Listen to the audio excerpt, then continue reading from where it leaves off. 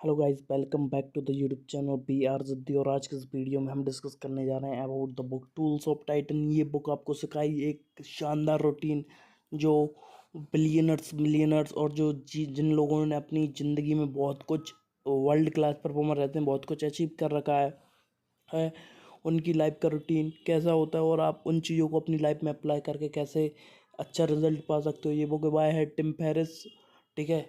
इस बुक के ऑथर हैं, ठीक है। स्टार्ट करते हैं। Start with morning routine. This is one of the most important and most means आप ये कह सकते हो ये हर एक सक्सेसफुल बंदा फॉलो करता है, ठीक है। इंडिया में आप वो भी लेके चलते हो, लेके जा सकते हो कि जो बड़े बड़े सेठ रहते हैं, साहूकार रहते हैं, वो भी इस रूटीन को फॉलो करते हैं, ठीक है। और जो मतलब डिजिटल एंटरप्रेन्योर हैं, जो अपनी लाइफ में बहुत कुछ कर चुके हैं, रियल एस्टेट में या कहीं पे भी हैं, तो वो ये मॉर्निंग रूटीन तो फॉलो करते हैं।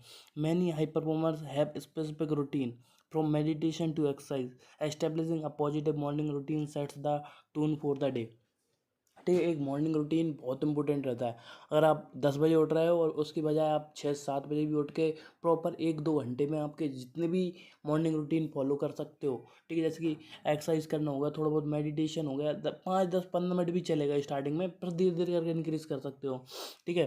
फिर उसके बाद देखो, अगर आप ज़रूरी नहीं है कि आप मेडिटेशन करो। मेडिटेशन की आप गाने सुन सकते हो जो आपके फेवरेट हों, जिससे कि आपको अच्छा फील हो, एकदम पॉजिटिव एनर्जी आए, उसके साथ साथ स्टार्ट कर सकते हो, ठीक है। और मॉर्निंग में फ़ोन को तो टच करना ही नहीं है। फ़ोन को टच करोगे तो क्या होगा कि आपका मोस्ट ऑफ द टाइम आप उसको फ़ोन को टच करोगे, एक आध घंटा 1 घंटा ऐसे ही निकल जाएगा, ठीक है। बाकी जो रहता है ना, आपका ऑफिस जाना रहता है या फिर कॉलेज जाना रहता है, स्कूल जाना रहता है या फिर आपके काम पे जाना रहता है, तो वो मॉर्निंग रूटीन से पहले करना है। 9 बजे से पहले पहले वो सारी चीज़ें कर लेनी है, क्योंकि वो आपको एक एक पॉजिटिव एनर्जी देंगी। और ठीक है, जो भी आप काम कर रहे हो ना, उसको ऐसे करो कि आप मेडिटेशन ही कर रहे हो, ठीक है।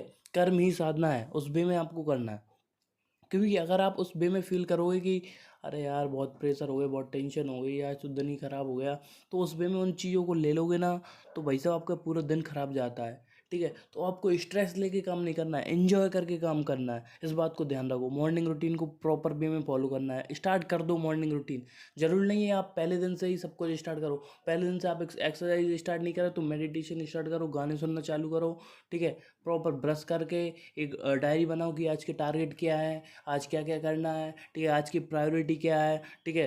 अगर आप सेल्स से रिलेटेड काम करते हो, ठीक है, तो आपके आज के फॉलोअप्स कौन से हैं, आज के ट्रायल्स कौन से हैं, वो सारी चीज़ें क्लियर करो। सेकंड पॉइंट, मेंटल रेजिलियंस, ठीक है। The importance of mental resilience is the ability to overcome failure and setbacks is a recurring theme.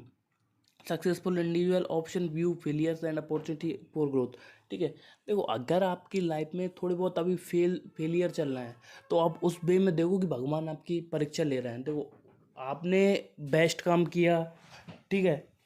अगर आपने बेस्ट काम किया और पिछले 2-3 साल से आप अच्छा कर रहे हो और बट अभी भी अपनी लाइफ में बेटर नहीं कर पा रहे हो ना, तो उसके लिए मैं आपको एक ही बात बोलूँगा कि आप अपने आप को तैयार रखो कि भगवान आपकी अभी परीक्षा ले रहा है। परीक्षा लेने का टाइम ख़त्म होगा ना, फिर आप अपनी लाइफ में बेटर होते जाओगे, ठीक है। एक टाइम मेरी लाइफ में भी ऐसा चल रहा था कि मैं बेस्ट दे रहा था और पिछले 1-2 साल से भी बेस्ट दे रहा था, ठीक है। बट सिचुएशन क्या थी कि मैं उससे पहले का मेरा जो समय था ना, वो मैंने बर्बाद कर लिया था, ठीक है। उससे पहले का मेरा जितना भी समय था, 3-4 साल मैं गलत डायरेक्शन में जा रहा था और वो मुझको नहीं करना चाहिए था, वो मैं कर रहा था। तो उस बात को समझो कि आपको फेलियर सेटबैक सब देखने को मिलेंगे, ठीक है। तो आप सोचोगे कि मेरे साथ ही ऐसा क्यों होता है, मेरी जेब में पैसे क्यों नहीं रहते हैं। महीने का मंथ आता है, पैसे आते हैं चले जाते हैं, और थोड़ा बहुत कर्जा भी है, तो उसको टेंशन मत लो, सब कुछ सही होगा, धीरे धीरे करके सॉल्व होगा। उसके लिए आपको मेहनत करनी है और अंदर से नेगेटिव थॉट्स को निकालो कि अभी टाइम चल रहा है, अपना टाइम आएगा, ठीक है। Third point, habits and ritual. Consistence habit and ritual contribute to success. Establishing positive habits were related to work, health और personal development, common trait among the top performer, ठीक है।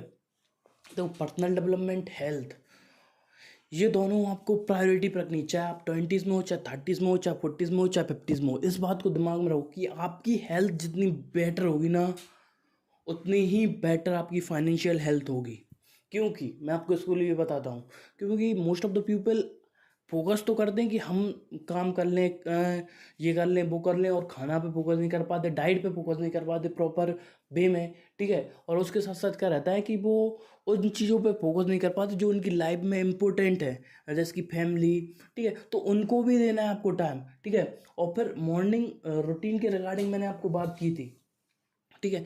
और आपको उस तरह की हैबिट्स डेवलप करनी है जो आपको आगे बढ़ाएं, आपको इम्प्रूव करें, आपको बेटर करें, ठीक है। जैसे कि बुक पढ़ना हुआ, आर्टिकल पढ़ना हुआ, मेरी बुक सुनना हो गया, ठीक है। इस तरीके की चीज़ें आप कर सकते हो, ठीक है। जिससे क्या होगा कि आप डेली कुछ ना कुछ नया सीखोगे, और कुछ ना कुछ नया सीखोगे तभी आगे बढ़ोगे। और अगर आप सोचो कि सब कुछ बैठे बैठे हो जाए, आपने ग्रेजुएशन कर ली, बीबीए कर ली, एमबीए कर लिया, अब आपको कुछ हाइक चाहिए, आप उसी में लगे हो, ठीक है। तो आपको ऐसा नहीं कि आपकी पढ़ाई खत्म हो गई, एक्चुअल पढ़ाई खत्म हो गई, जो रहती ना फॉर्मल पढ़ाई, स्टडी खत्म हो गई, तो अब उसके बाद आपको और कुछ नहीं सीखना। अगर आप सीखोगे तो आप आगे बढ़ोगे, इस बात को ध्यान रखो, ठीक है। फोर्थ, कंटिन्यूस लर्निंग, जैसे कि मैंने आपको अभी बताया कि जो सीखोगे तभी आगे बढ़ोगे, ठीक है। Life long learning a shared characteristic among the individual featured whether throughout books, mentors और experience, commitment to continuous learning, ठीक है। या तो आप मेंटर से सीखो, अगर आपकी लाइफ में मेंटर हैं जो आपको बता सकते हैं, कोई भैया वगैरह हो जो आपको बता कि क्या करना चाहिए क्या नहीं करना चाहिए, उनको फॉलो करो। यूट्यूब पे वीडियोस देखो, मेंटर्स को फॉलो करो, ये सारी चीज़ें करोगे ना तो आपको एक अलग ही आएगा, ठीक है।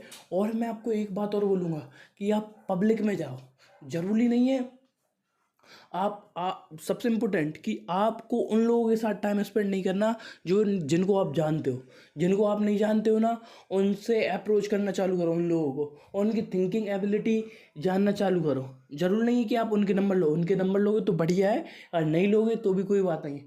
आप एक अनजान व्यक्ति से बात करोगे और उससे प्रॉपर बात करोगे, और किसी भी चीज़ से रिलेटेड आपको पॉइंट ऑफ व्यू चाहिए, किसी कोई भी प्रोडक्ट चाहिए, तो उससे रिलेटेड वो आपकी हेल्प करेगा, ठीक है। नेक्स्ट, इफेक्टिव टाइम मैनेजमेंट, ठीक है। Successful people are adept at managing their time effectively. This may involve prioritising task, using productivity tools, और आउटसोर्सिंग नॉन एसेंशियल एक्टिविटीज़, ठीक है। टाइम मैनेजमेंट एक इम्पोर्टेंट रहता है। पहले सबको सबसे इम्पोर्टेंट कि आपको जो सबसे इम्पोर्टेंट टारगेट है उसको कंप्लीट करना है, फिर उसके बाद बाकी चीज़ें देखनी है, ठीक है। नेक्स्ट, सेवन्थ, मेंटल नहीं, सिक्स है टाइम मैनेजमेंट के बाद माइंडफुलनेस एंड मेडिटेशन, जो मैंने आपको पहले भी ही बता दिया था फर्स्ट रूटीन में, मॉर्निंग रूटीन के regarding. Many high achievers emphasise the benefits of mindfulness and meditation for mental clarity, stress reduction होता है इनसे, एंड इम्प्रूवमेंट डिसीजन मेकिंग। देखो, आप प्रॉपर मेडिटेशन करके प्रॉपर एक शांत मन से काम करोगे ना, तो आपकी जो डिसीजन लेने वाले होगे ना, वो सोच समझ कर प्रॉपर वे में ही लोगे, जो सही डिसीजन हो सकता है, ठीक है। तो वो ही लोगे, और अगर आप स्ट्रेस में होगे डिसीजन लोगे ना, तो आप गलती कर दोगे, इस बात को समझो। Seventh, physical health and fitness, इसके बारे में मैंने आपको बता दिया, पहले ही बता दिया, जितनी अच्छी आपकी हेल्थ होगी उतना आप बेटर करोगे। Eighth, networking people, networking and relationship, building meaningful relationship and networking is crucial, ठीक है।